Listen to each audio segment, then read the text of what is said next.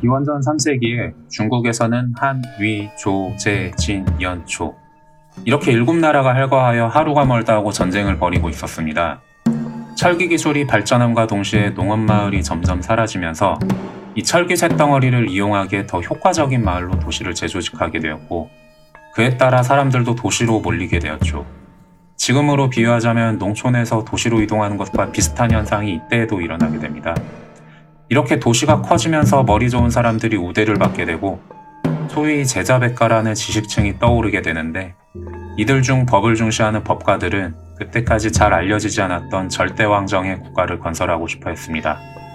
그리고 그들은 나중에 시황제가 될 진나라의 왕 영정이라는 아이에게 그들의 사상을 시험해보고 싶어 했죠. 법가들은 왕의 지배력을 강화하기 위해 백성들을 분할하고 서로 감시하게끔 했습니다.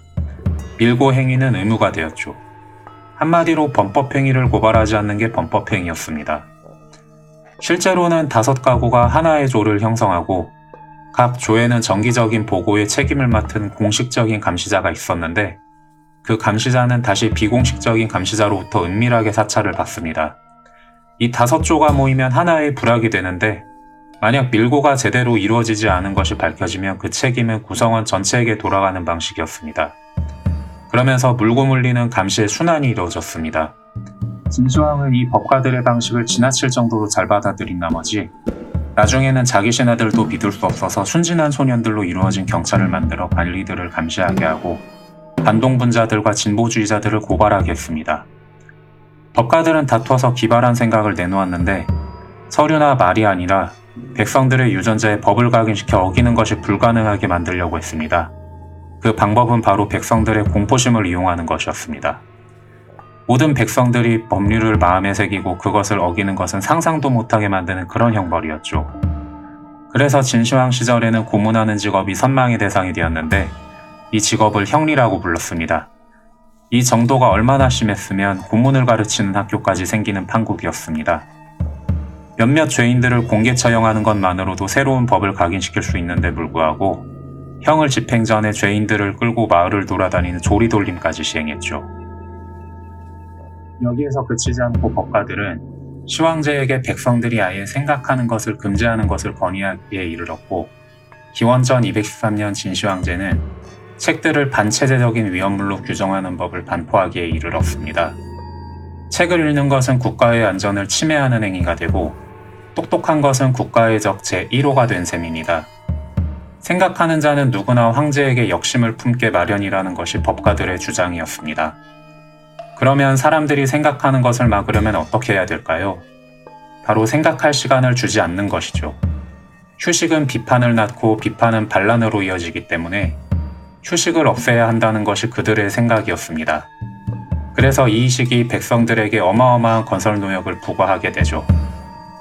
6나라를 차례로 멸망시키고 나서 과대망상에 빠진 시황제는 스스로를 세계의 지배자라 칭했습니다. 당시의 중국인들은 세계가 동쪽으로 중국해, 서쪽으로는 히말라야 산맥에서 끝난다고 생각했기 때문이죠. 그들은 히말라야 산맥 너머에는 야만인들과 야수들만이 살고 있다고 믿었습니다. 허군주의라는 진국 통일을 달성하고 나니 시황제는 자기 군대가 더 이상 쓸모가 없어졌음을 깨닫고 어마어마한 사업에 착수합니다. 바로 만리장성의 축소였지요.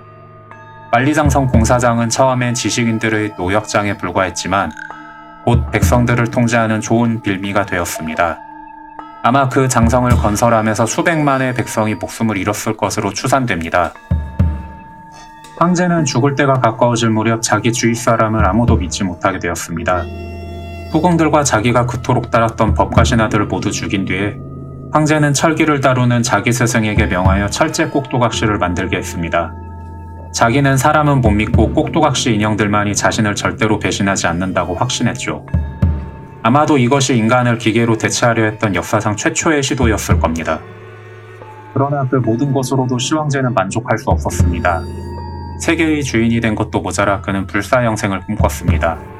그는 자기의 양기가 약해질까봐 두려워 정액이 나오는 것도 억제하기 위해 사정하는 순간 실로 된 올가미로 정액이 나오지 못하도록 막았고, 자기의 모든 음식에 수은을 넣게 했습니다. 당시에 수은은 생김새가 너무 신기하게 생겨 불로장생의 명약으로 알려져 있었지만 결국 황제를 수은 중독으로 죽게 했을 뿐입니다. 그가 살아있는 동안에 구축해놓은 공포정치가 어찌나 막강했는지 그의 신하들은 시황제가 죽어서 시체 썩은 냄새가 진동할 때까지 그를 경배했고 수라도 올렸다고 합니다. 오늘 영상은 여기까지입니다. 시청해주셔서 감사합니다.